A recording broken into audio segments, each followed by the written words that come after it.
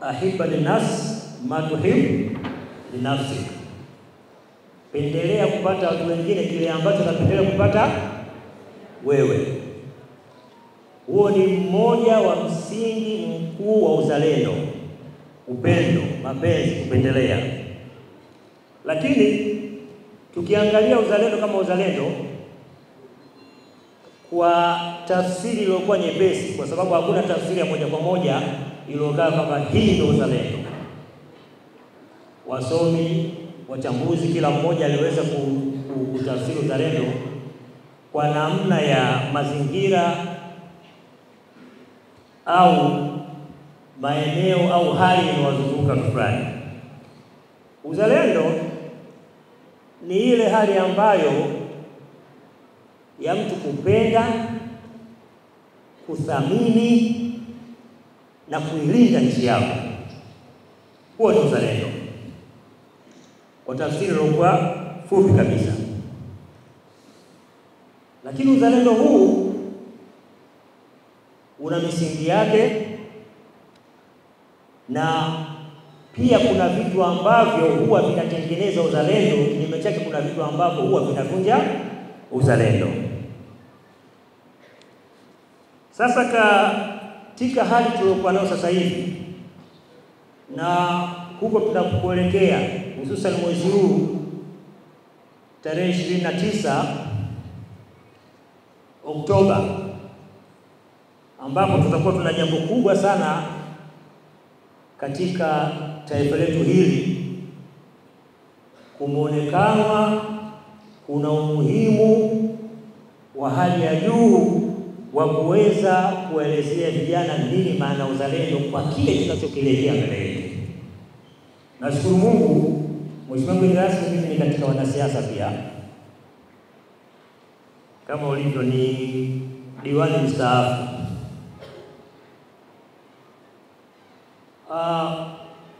Matukio ambayo tunatarajia kuwa nayo hapo mbele na hali ambayo tuliokuwa nayo sisi kama vijana na maamuzi ambayo tunatakiwa kufanya sisi kama vijana, hauwezi kufanya yote hayo isipokuwa mpaka utambue nini maana uzalendo na nini misingi ya uzalendo. Na tunaposema kwamba uzalendo ni kuipenda nchi yako, kuithamini nchi yako, sambamba na kuilinda nchi yako, sio kitu ambacho kinakuja tu from nowhere. Hapana. Kwa ufupi, uzalendo ni emotional attachment. Ndugu zangu Waislamu, uzalendo unaweza ukaja kutokana na malezi aliyopata mtu, kutokana na elimu aliyopata mtu, kutokana na mazingira aliyokuwa nayo mtu. Lakini kubwa katika uzalendo, ili uweze kuwa mzalendo, ili ufahamu nini maana ya uzalendo, basi vile vile lazima ufahamu historia ya nchi yako.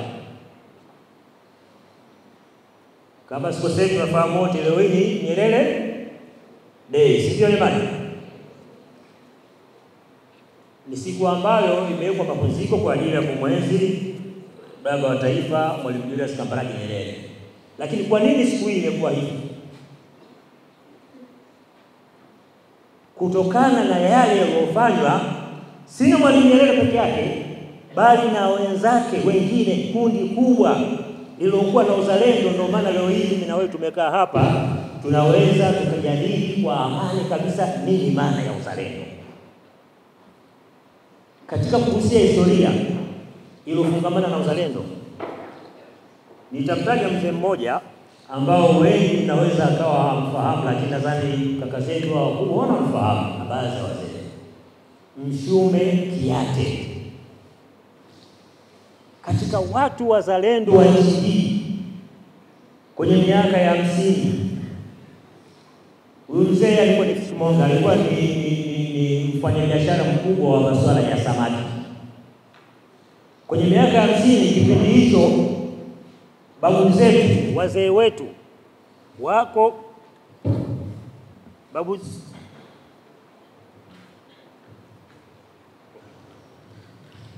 Kipindi hicho babu zetu, wazee wetu wako katika vuguvugu la kuipambania Tanzania tunayoiona leo hii. Tanzania ambao leo hii kuna baadhi ya watu wanadiriki kujaribu kuipiga mateke na kutaka kuchafua amani ya nchi. Kumbe watu walivuja damu kwa ajili ya nchi, wengine walipoteza maisha kwa ajili ya nchi, walipoteza mali zao kwa ajili ya nchi.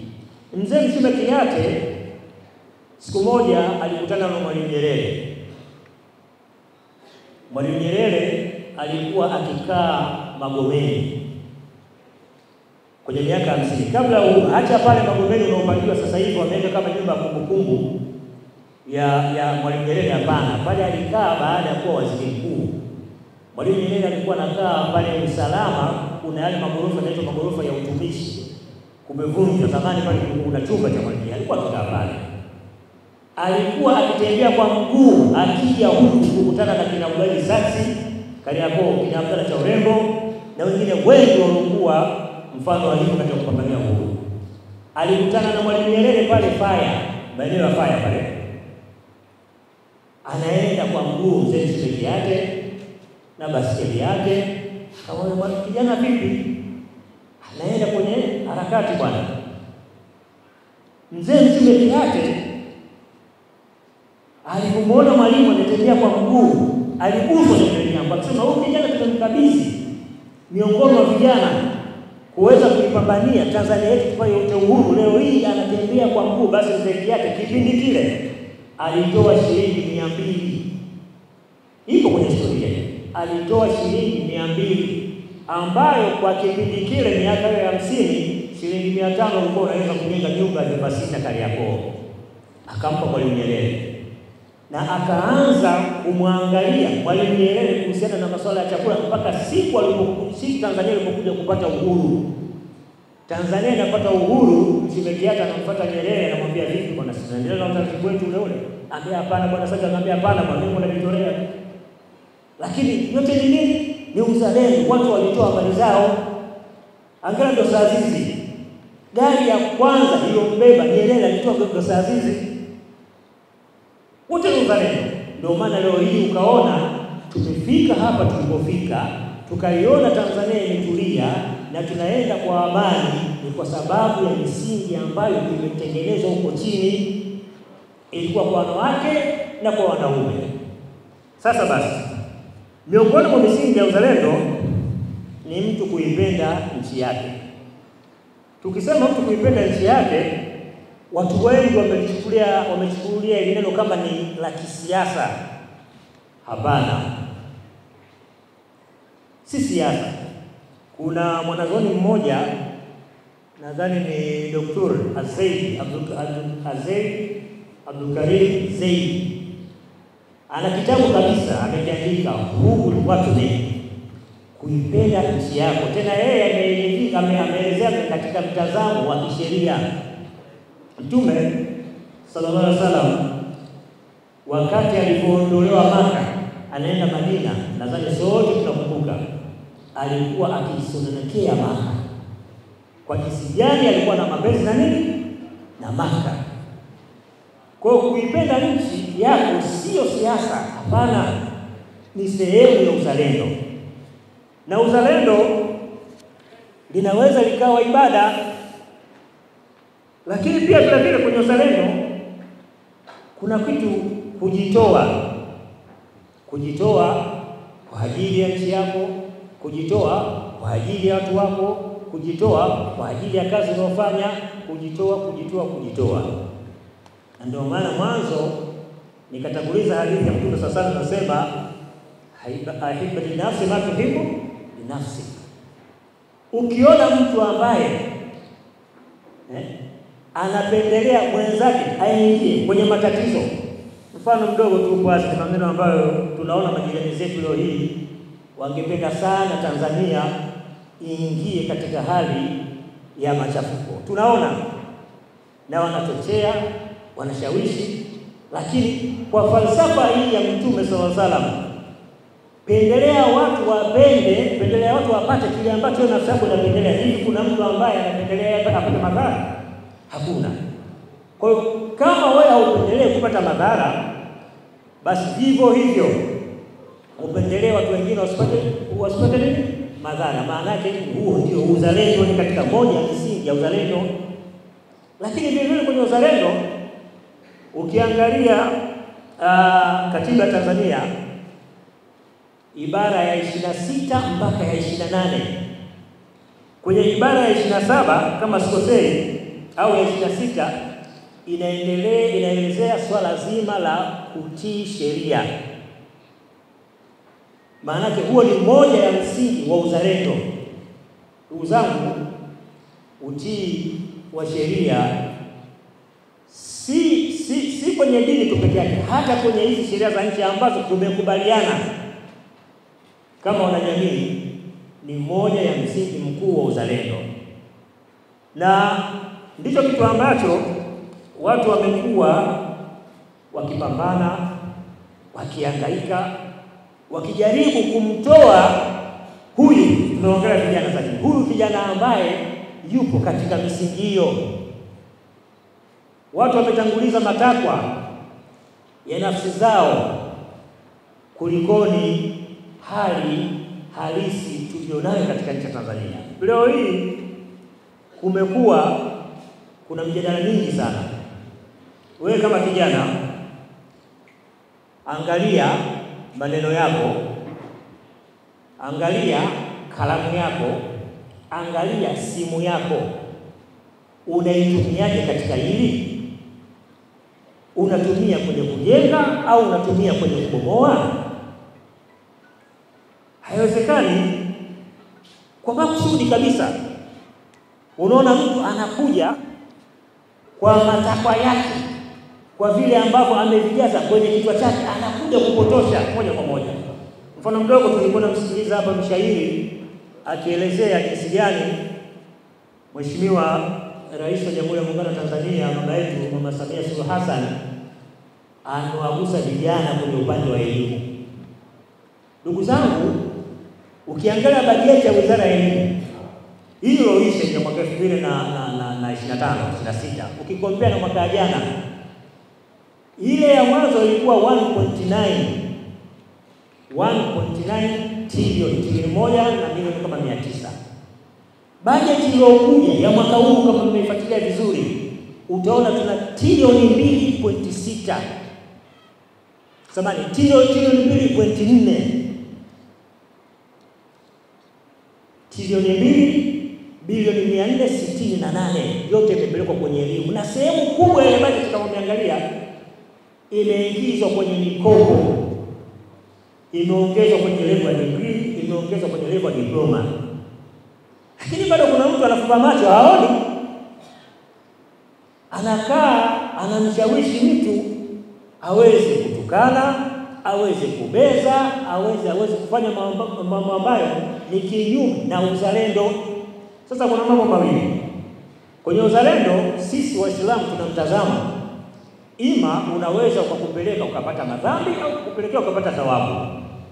Kama ilikuwa kazi yako ya kijana, unakaa kwenye mtandao wa kijamii ukacomment, hebu iangalie ile comment yako ina athari kiasi gani. Na ndio maana ukiangalia impact ya social media kwenye community, hasa kwa sisi Afrika huko, aisee, tumechukua vibaya mno. Watu wanakaa, wanaongea, wana comment, wanakuja sheria, mwisho wa siku unajikuta unaingia kwenye matatizo wewe na Mola wako. Sasa jitihada kama hizi zinazofanywa na mama yetu huyu, lazima tumuunge mkono kama vijana. Tumekuwa wanyonge sana, wakati mwingine tumekuwa unaweza kumkuta mtu anapotosha wazi. Na wewe uko pale kama kijana, unashindwa kumwambia hapana, hii nchi yetu sote. Mara nyingi mimi wanafanya vipindi pale Azam vya midahalo mbalimbali, utaona kabisa mtu anabeza, lakini huyu anaeleza kwa asilimia 90 ya mafanikio yake ameyapata kupitia hii serikali anayoendesha. Kwa sisi tunasema kama vijana au ni wasii kama vijana, maana sasa nishaondoka kwenye kundi la vijana na sasa la uzima na uzee, ni kwamba tumuunge mkono mama yetu, wala si dhambi. Lakini tukiendelea katika hiyo misingi ya uzalendo, kuna jambo ambalo ni kubwa sana, ni la msingi sana. Kwa kumalizia haraka ni jambo la amani. Ndugu zangu vijana, mmebeba amani ya nchi. Na kokote duniani tunaona jinsi gani vijana wanamchango mkubwa kwenye nini? Kwenye amani. Asiwadanganye mtu. Sisi wengine tumezunguka nchi mbalimbali, tumeona ya kuyaona. Hakuna kitu sio cha kuchezea kwenye maisha kabisa kama amani. Amani ikitetereka tu kidogo haiwezi kuja kukaa sawa. Tunaona jirani zetu hapo, ilitetereka tu kidogo, tunaona kinachoendelea sasa hivi.